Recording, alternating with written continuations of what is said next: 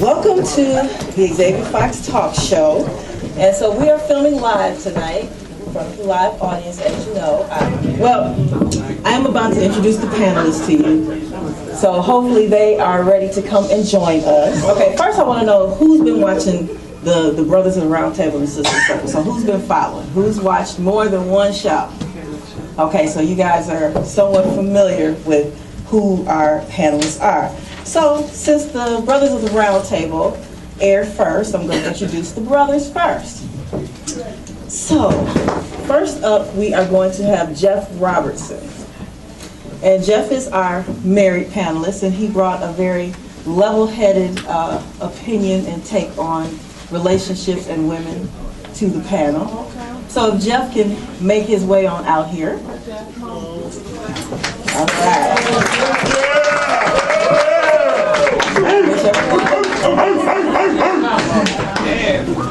All right. Next up we have Mr. Controversial himself. Anybody know who that might be? Oh well, yeah, we got two of them on there actually. But this is the one who wanted to share his anatomy with us. We have Mr. Dean Cantane. Dean, come on out here.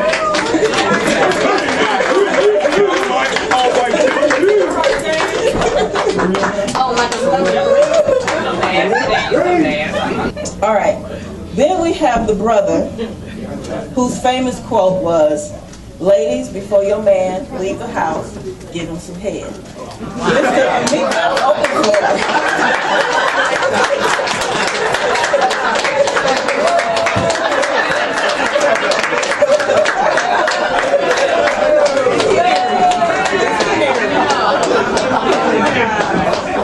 He's not married. I know. All right. And next up, you may know him, and some love him and his erotic stories. He's the one that said, "You women need to submit." Mr. William Scooby Page.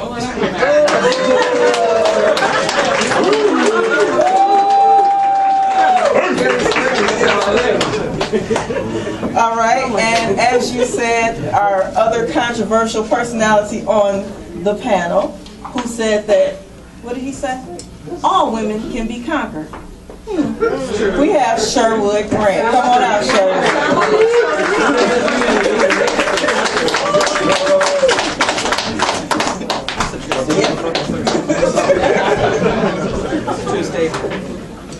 And last but not least, everybody has grown to love him as the level-headed one. You know, he's the one that's grounded and rooted and married to the beautiful young lady up here in the front row. She said, "That's mine, yes, that's mine." We know him and love him, Mr. Xavia Pope. Come on out.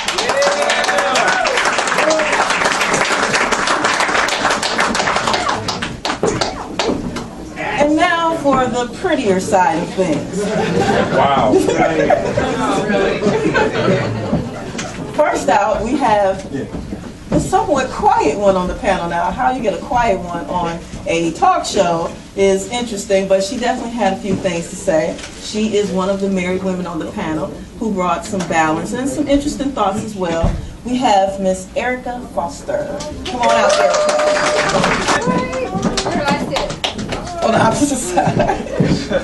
The guys come out with tricks, the ladies come out with purses.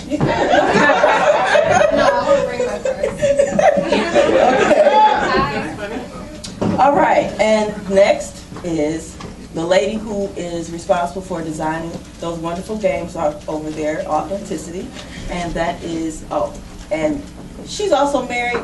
She has some interesting comments to make too.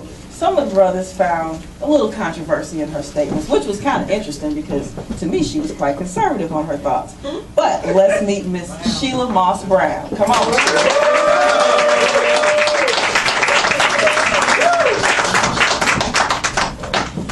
And next up, we probably all have seen her on a larger venue as she was prototyped from the Flavor of Love 3. She is the one that said, "Who gonna cook? You gonna cook?" Come on out, Miss J. Marie.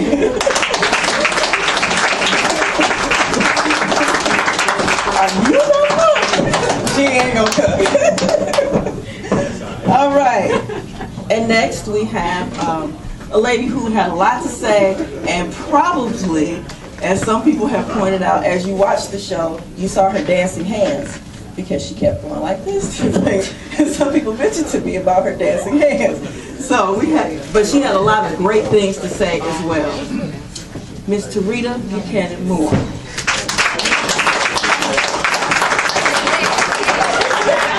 Slam girl, come on.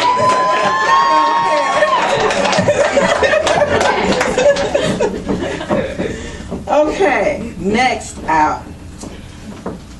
Okay, if I tell you, I'm going to say these 2 or 3 words, and you're going to know who she is if you've been following the show. I've been divorced twice. I don't know how many times she said that, but she learned some lessons from being married twice and then divorced twice. Come on out, Tish.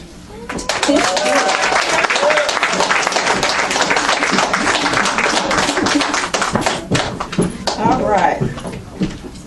So who's missing, y'all? Kelly. Okay, so you know her and you love her. She had a lot to say. But that's what a talk show is about. So come on out here, Kelly Porter. Also,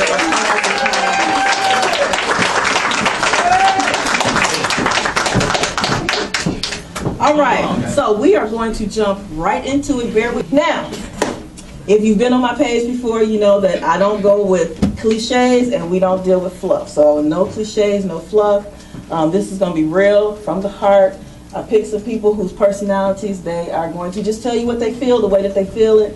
And after they comment on whatever the topic is, we're going to actually have audience participation. Okay, cool. You ready to go? All right, so we're going to jump right on into this. We're not starting off easy. We're going to jump right into it. Why are black women single? And the question is, why are black women single more than women of other races? So the statistics are this.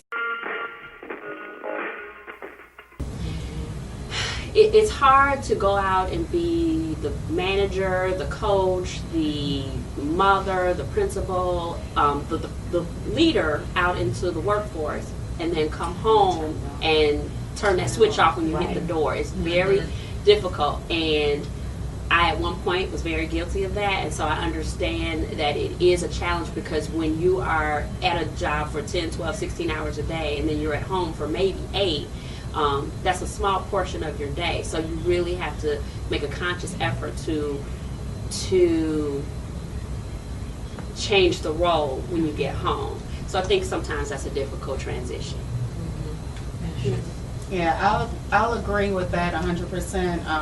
I think it's just making a conscious effort of just bringing it down a notch when you get home from out of the workforce. And I think I don't want to offend anyone, but I do think some races, certain particular races of women, can be a little bit more submissive towards men than African American women, just because of what you said. We were grown, raised to be strong, independent women.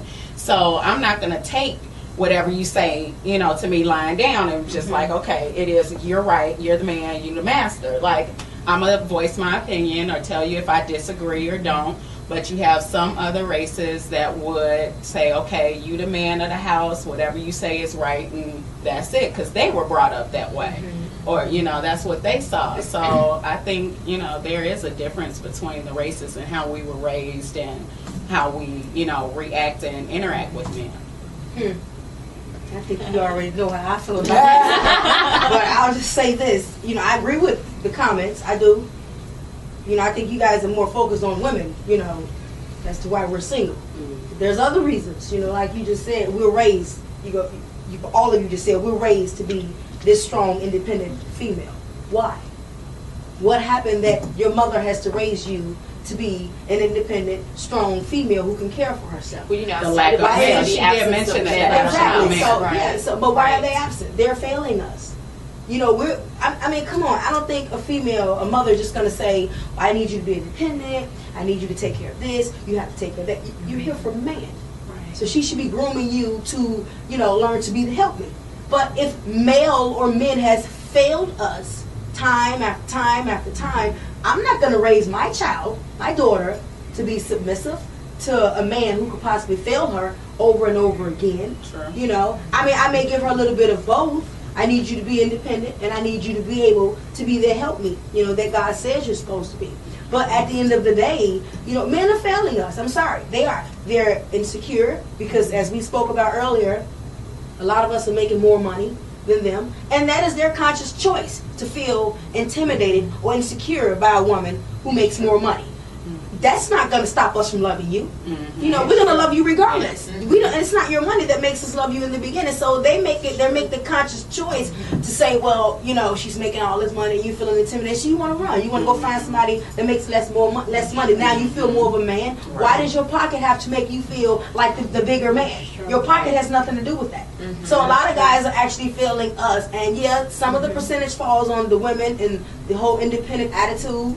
You know, but a lot of it falls on men. They need to realize who they are. Your job, yeah, maybe you may say you're a lawyer, and that has a lot to do with the determination of you being a man, not to us.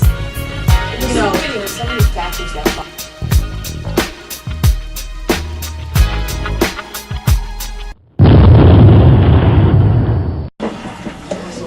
what? All right. So, and Jeff and Xavier wanted to address that particular tape. So I'm calling Xavier, Jeff, Sheila, Tish, J. Marie, and Kelly to the mics. I was last. Oh, y'all come on up, sit right here. So we're gonna let Xavier and Jeff address the way that they wanted to address and who they want to address it to, however you want to address it. But you guys were the ones in those clips. I guess I'll kick it off. Thanks everybody for coming. This is a good event. We've had a great time in the back. Submission. Honestly, I believe that I appreciate all you guys talking about the subject, but I really believe that a lot of African American women, that's what we started out with, talking about other races, just have the complete concept of submission completely. Don't have it down. I've been talking to Xavier Fox about teaching a submissions class for African American women. And I don't mean it in the respect of learn how to bow down to a man. That's not what I'm speaking of. I'm speaking of being in a position that you uphold your man and you be able to be a great helpmate for him. And I know Kelly talked about, and specifically of, I'm not raising my daughter to put her in a position that a man can disappoint her. I don't even think we should be raising ourselves to be in that position to be disappointed. It's okay to raise a strong woman. It's okay to put good principles and values inside of her, but don't set her up for disappointment. The next thing I talk about this a lot, is if you talk about being with these men who make less than you, all that different, just find a better man. I think a lot of black women make bad choices. You just make bad choices, and you know you can't have fixer-uppers. You see a guy, he broken, go to another dealership. You know, go find a better ride. Someone that has the fuel injection and the eco-friendly, you know, that's comfortable when you ride. You get that ride, not the broken down hoopty that you every time you go up 2 blocks. You gotta put some more oil in it. But you know what? You can't make excuses for some mistakes that you've made. You have to take accountability for decisions that you've made. And so I appreciate our strong black women. I love that you guys are independent, but you can't make yourself independent by making wrong choices and justifying it by pointing to a man and saying that he's nothing. That's my piece.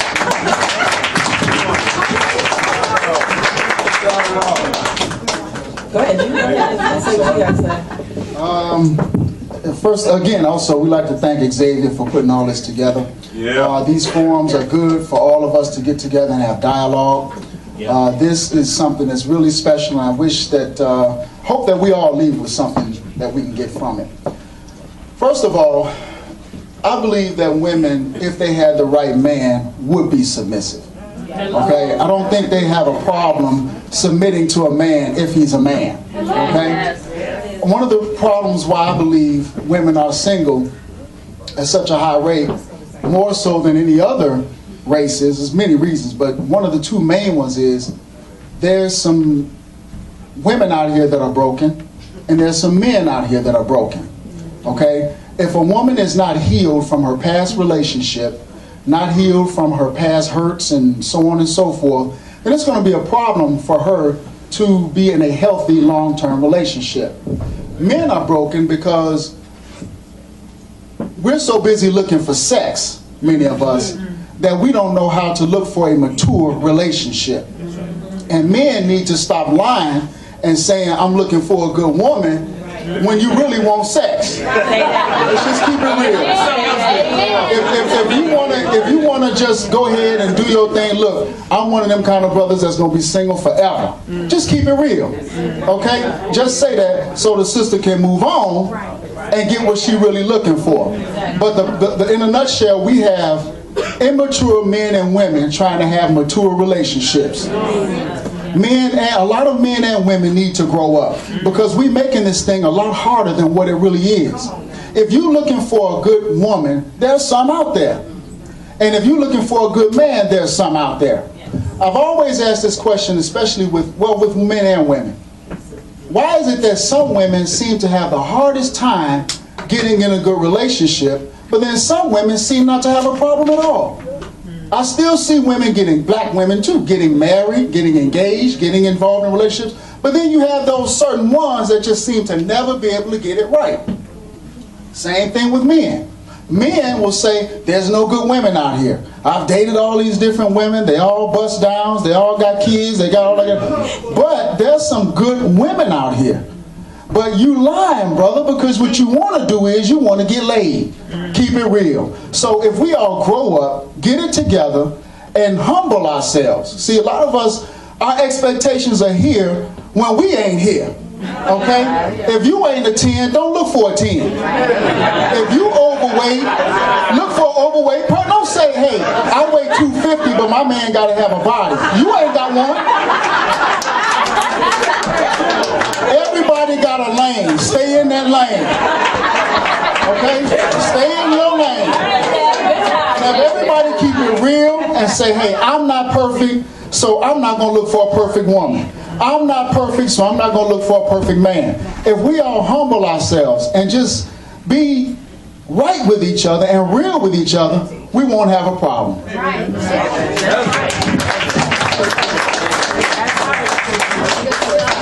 You ladies have, what is your response to? Ladies, Kim, I'm sorry.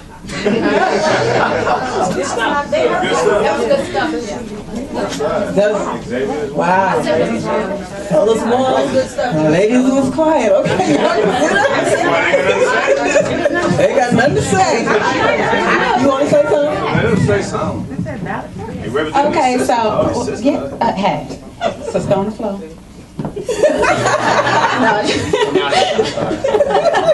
No, I'm just messing with you. No, but for me to clarify, I'm like one of those type of sisters. I'm not going to. I think men have it mixed up too, or what the word submissive means though too. It's not just women, it's men and women. Because I have had guys out there tell me, oh well, I need you need to come do the laundry. I need to see you doing the laundry, cooking and doing that. So I know you marriage material. No. Because if I'm just dating you, I'm not going to act like your wife unless I see that you're worth me acting like your wife. I'm not going to be submissive to someone that I don't feel deserves that. That's not something that you do for everybody. You know, it's supposed to be for your husband. If you ain't got no ring on his finger, it ain't happening. I'm sorry. That's how I feel.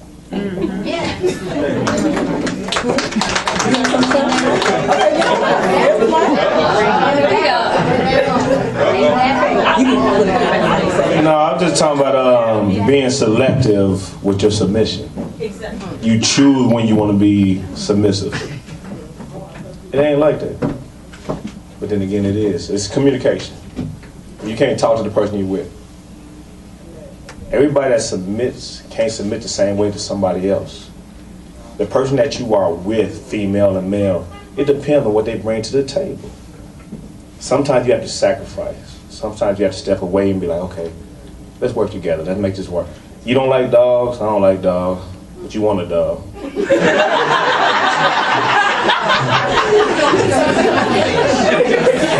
You know what I'm saying? There had to be a bottom line. But you have to be able to communicate. And when you talk about submission, first of all, if you put God first, then yes. But some of y'all get all over the board with God. You say you're Christian, but you're still fucking.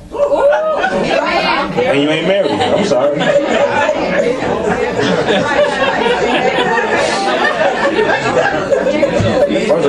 First of all, if you really say submit to what? First of all, I don't need you to cook for me because I can cook.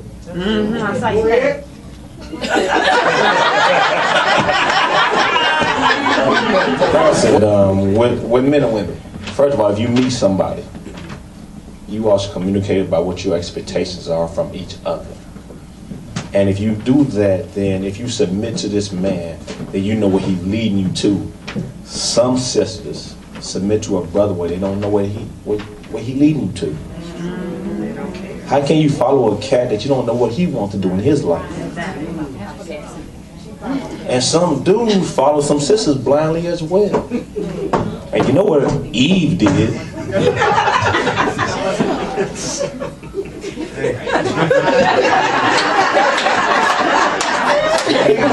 All I really want to say is that when you say submit, because I think a lot of people play with that word, and it's not a word to be played with, because you get biblical.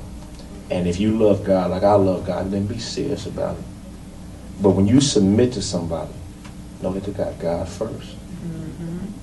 But also know that God knows some crazy people. So don't just let God do it all. You got to do your part too. You got to do your part too. Google this brother. Google that sister. Ask about their family. Who your sisters, who they brothers, who they mothers, and find out about them. Y'all fall in love with a cat when you ain't even met his brother and sister. Y'all don't know what their background is, their history. You don't even know his last name. Come on, man. And when Jeff said know his background, really know the brother. Know a brother before you give yourself to him. Because a lot of you sisters give yourself to a brother that you don't really know. Okay, I'm about to pop. Because it's not you ain't even having just sex yet. Okay, I ain't have to. I promise you, I don't have to have sex to understand that. You saying get to know that brother, but when that brother comes to you, package all gorgeous, statements flawless, coming with the whole package, and then you going with what you think. And yes, you can do the extra, check his background, meet his family or whatever, but if he's still rotten to the core, there are people who go through extra lengths to keep who they are hidden from you. So how can you say You have intuition. so yes, we should do all the things that you said, but in the real world sometimes it just doesn't play out like that because the men are not being real. We just had this conversation. The men come to you and say, okay, well, Tish, do you like lobster? Yeah, I like lobster. Okay, I like lobster too. Knowing that brother got some allergy, they can't even stand seafood. So yes, we're not just all willy-nilly out here. We're still trying to do the right thing, trying to ask the right questions, trying to meet the family. Except you meet somebody that's over 40, I don't just bring anybody around my family. I don't just bring anybody around my kids. I gotta this, I gotta that. You gotta jump through so many hoops just to even be able to see who that brother really is. So yeah, it sounds good in theory, but when you're trying to live that out, it doesn't always play out like that. I got this one. Here it is. I'm a man. I watch Oprah's Life Class, right? This is an awesome show, right? And Oprah just had this piece that said, if someone shows you who they are, believe it. A lot of brothers and a lot of sisters will give you a hint to who they really are when you first meet them. And I guarantee you, 99.9% of the time, you brush that off. And it's like it hits you and you just try to hide it away because you are stuck in this blinding light of either lust or your expectation of what this man He fits the profile of what you would like to be, potential. Yes, whatever it may be, whatever you see in that guy, you look at him and you ignore that one thing that you see that happens. And then across the steps of the relationship, it'll get bigger and bigger and bigger. And then when the floor drops, you're like, man, he didn't even tell me he had a wife. You ain't never been in his house. Okay, yeah, but there's another brother in that same scenario, because I've seen this happen. Yeah, he didn't tell you he had a wife. He also didn't take you to the house. He took you to his brother's house and had you thinking that was his house. Yeah. He had his kids' pictures all around. Hey, you know what? Honestly, y'all got an instinct. Okay. A lot of women got a gut. And afterwards, y'all sit there like, I knew it. Yeah. First of all, follow it. Okay, great. I got an instinct. And again, the way you respond is aggressive. Calm down a little bit. So, why do I have to follow my instinct? Why can't you come to the table telling me the truth? Because some brothers just want to fuck you. Okay, so the brother that just wants to fuck me needs to say that instead of telling me, Tish, I like lobster. To fuck you, he ain't going to tell you that he want to fuck you, but then you won't get a chance to fuck you the way he want to fuck you. So fuck you for thinking I'm going to tell you I want to fuck you when I want to fuck you, and fuck you for thinking that.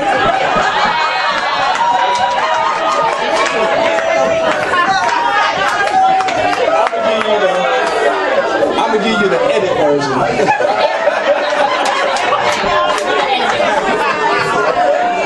The edit version is when you come to the table, there are a lot of mature people up in here. And because of that maturity, you already know what's going to take place or what's not going to take place. So when you come to that table and you know this man came to you with this, what you said to be a perfect model, which really rarely take place. But if you say that perfect model, you already know there's only two things he's trying to do with you. He's either trying to make you his, or he's trying to make you yesterday. So the problem is that if you already know what's going to take place, and there's only really two decisions, really, ultimately, you have to utilize those and stop fooling yourself and think that he's going to have another option besides those two. And it's one of those things that, like he just said, not in the edited way, is if I'm trying to get something from you, I'm never, ever going to put myself in position that you're going to deny what I'm trying to get from you. And you should already know that when you step to the table and he says, hello, my name is Shirley. So if knowing that, and always knowing that, then therefore stop making these false accusations. Because you shouldn't expect the man to do this, you shouldn't expect the man to do that, you shouldn't expect the man to do this. Because you'd be denying yourself in a lot of different ways. So yeah, there are immature men, so then therefore you function in a way that you know that they're immature men. And there are mature women. But to quote or actually talk about something we said about, we talked about submission, I think one of the biggest issues that takes place is that not the misunderstanding of it, it's the lack of trying to understand it. You know, I think if one tried to understand it and one tried to make it a part of who they are, men are not necessarily looking for you to submit to me. Men are just looking for you to know that, or looking to know that you can submit yourself to me. Because he might be willing to submit himself to you. And he want to know that, hey, I can be that little puppy dog. But then I don't want to be that puppy dog when I know you're going to be that aggressive being every time I do for you, and I do it wholeheartedly. But yet and still, you have to measure and sit back whether or not you allow me to do this and that. Well, so eloquently stated. Thank you for sharing. That was the editor.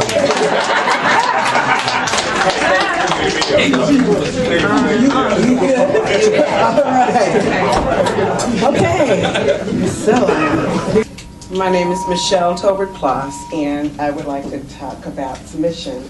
The Bible has been translated, and the word submission might truly mean submission, but for me, I choose to use the word surrender when I talk about, or when I relate to relationships. And if you surrender to love, there really is no control. I think people get caught up in the word submission, like who is dominant and who isn't. Men and women are not equal. They're equivalent, and they're meant to complement each other. They're not meant to fight each other or try to outdo each other. There is no competition in an inwardly healthy relationship. So, women can be women. If a man makes more money than you, and you're always reminding him of that, then what does that say about you? In our community, there have been so many opportunities where some men, because of their circumstance, don't make the same amount of money. But does that define their character? No. There's nothing that can't be conquered without love. If there are two people in an inwardly healthy relationship and one has money and the other has talent, the world is theirs to conquer.